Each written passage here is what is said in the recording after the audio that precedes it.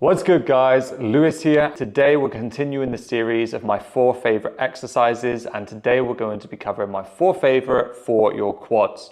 So if you're a woman that's looking to have more toned thighs in your skirts and shorts, then this is going to be an excellent video for you. So yeah, let's dive right into it. Now before we dive into this, something you need to be aware of is depending on the angle at your knee will depend on if you target your quads or if you target your glutes. Now what I mean by this is if you're performing your squats, lunges, all those sorts of exercises, and you've got more of a vertical shin when performing them, this is going to shift more of the tension onto the glutes. If you want to maximize work in your quads, what you need to do is get a greater bend at that knee. Once you start doing exercises with that larger bend through the knee, you're going to take the quads through more of a range of motion and be able to target them. Now a quick example of this is if you were to take my squat for instance, I'm quite hip dominant when I squat. My bum sticks out and my shins are quite vertical. So if I want to make my squats more quad dominant, what I would do is grab a couple of heel wedges, place them into my squat stance. And now as you can see, my squat, I'm sitting a lot taller and I have a larger bend through my knee, meaning I can target my quads. So always remember that when it comes to your quad training, we want to emphasize that bend at the knee. So the first exercise we got up here is going to be a machine-based squat. Here at the Lemon Frog gym, we have a leverage squat, but at your gym, you're either going to have one of these, a hack squat, a pendulum squat. They're all going to be great for building up your quads. Now, the main reason that machine squats are so good for building up your quads is it adds stability to the exercise. The more stability that we have, the harder we can train in that movement and take ourselves to failure. So when it comes to the setup for the machine squat, now each machine is obviously going to be a little bit different depending on what you're using, but the principle is going to remain relatively the same. What we're going to need to do is find a position where you can get comfortably into the shoulder pads. And then when it comes to working out that foot position, what I always recommend doing to begin with is if you start with your feet directly below your hips, take about a heel toe out one side, a heel toe out the other side, with your toes ever so slightly facing out. See how that feels as a squat pattern. If it feels good, then stick with that. But if it feels a little bit off, just play around with the width of your feet until you find somewhere that feels comfortable and then also allows you to get into a nice depth at the bottom so we can take those quads for a full range of movement. Now, a common mistake I see on machine squats is people don't tend to control the way down of the movement. They kind of let the weight drop and then just push up against it. Now, what I want you to think about doing when you're coming down into a squat is not allowing the weight to drop down and you just go with the flow. What I want you to think about doing is actively pulling yourself into the squat. So when you're underneath that weight, if you think about pulling your knees up to your chest, this will pull you into the right squat position. As you can see, as I stand to the side, thinking about pulling my knee up towards my chest and contracting that hip flexor, this is going to be my active range of a squat and it looks like a squat position, right? So once you go back into that machine, getting yourself up into that position, feet about shoulder width. Then from here, just think about pulling your knees up to your chest. You'll stop at the right position for your depth, and then you're going to squeeze back up to the top. Now, although I said that these are my 4 favorite exercises, it doesn't mean that I enjoy them. This next exercise is going to be a variation of a Bulgarian split squat, and it is brutal for the quads.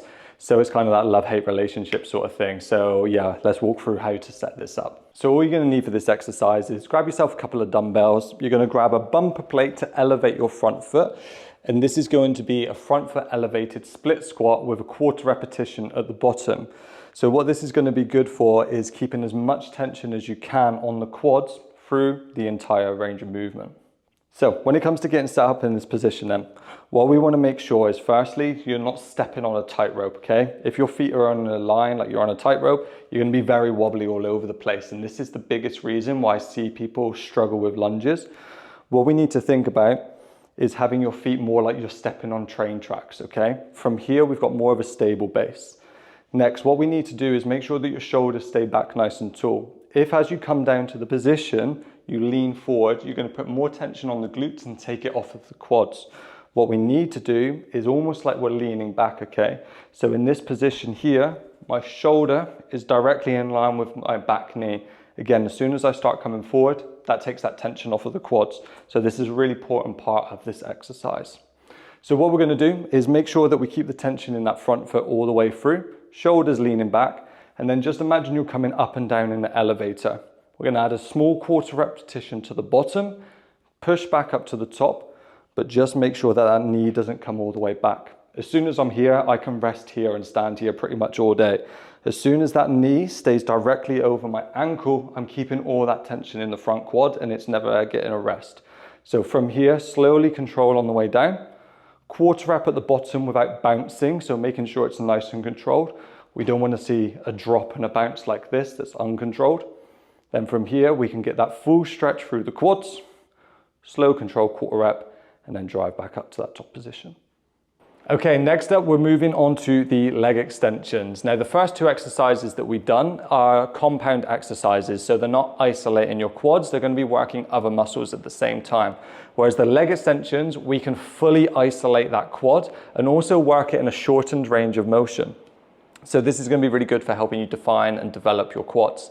Now, when it comes to the setup for this, things that you need to be aware of when it comes to setting up the machine is one, there's going to be like a bolt in which the weight pivots on the machine itself, and you're going to need to make sure that your knee is directly in line with that. Secondly, you're going to be able to adjust this ankle position.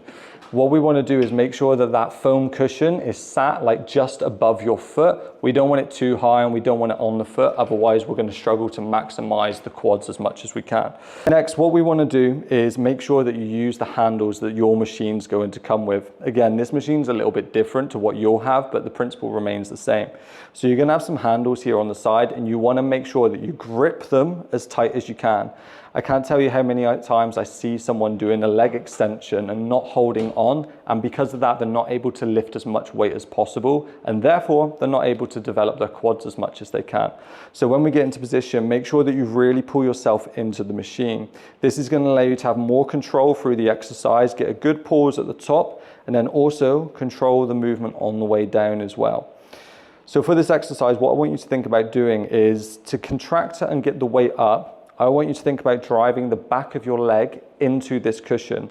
Once you start pushing down to here, then driving your feet up towards the ceiling, you're going to be able to fully contract the quads and again, put as much weight as possible into them. Keep it nice and controlled on the way down. And then from here again, squeeze up to that top position with a good hold and then slowly release. What I see a lot of people being told to do is like turn your toes in and out to target a different area of your quads. You don't want to do this. This just ends up putting more pressure on the knee rather than making a big difference in the development of your quads. So just make sure that your toes are facing back towards you, like you're curling them back towards you and facing straight up. And then this is going to allow you to get the maximal effort and the maximal development out of those thighs and the leg extension. And then my final favorite exercise is going to be another exercise that's going to isolate your quads, but this time we're going to be doing it in a lengthened range of movement. When we just went through the leg extension there, this is working the quads in the shortened range, whereas this is going to take them for a full stretch range. Now this exercise called Sissy squats, we want to make sure that our feet are directly below our hips to begin with, okay? We don't want our feet really wide out. We want to make sure that our limbs are in a nice straight line facing down. From here, what we're going to do is come up onto your tiptoes like so, and then we're going to need to push your hips forward, okay? As we come down, we're going to lean back to put as much tension as we can in those quads, and then make sure those hips stay forward as we come up into position. The reason being is this is what's going to allow you to fully stretch those quads. If you think about when you go to stretch your quads, you go into this position, right? Because that's where you feel the stretch. If you're here like this, you don't feel a thing, and that's because your hips aren't then fully extended forward. So it's really important that when you're doing this exercise, you think of those hips being extended forward, and then almost think like you're pulling your foot up towards your bum to get a full stretch in those quads, and then drive up to that top position, okay? Now, what I recommend is always having stability for this exercise. If you try and do this without any stability, it's not going to be effective exercise at all. So get nice and stable by holding on to something close to you. Come up to those tiptoes, and again, make sure that you just really take your time on the way down, trying to feel that big stretch through the front of those quads, and then driving back up to the top. Now, if you can't get your knees to the ground right away, don't worry. Like, this is a very advanced exercise. You can slowly build up to that.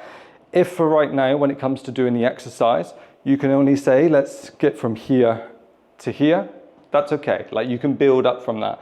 Over time, what you would look to do is just try and get a little bit lower into the exercise, and then you'll be getting stronger, and then eventually you'll be able to get all the way down to the ground and then back up, taking those quads through a full range of movement. And there you have it. There are 4 of my favorite exercises for targeting your quads. When it comes to putting these in your program, you don't have to put them all in on one day. I'd spread them across the week instead. Maybe do 2 on one day, 2 on another day. This then will help you maximize the stimulus that you can provide to them across the week, and therefore help you tone up your thighs. If you enjoyed this video, then make sure that you hit the like button, subscribe to the channel, and then also hit that bell notification so you're notified when I upload the next video in the series. Thank you again for watching, and I'll see you soon.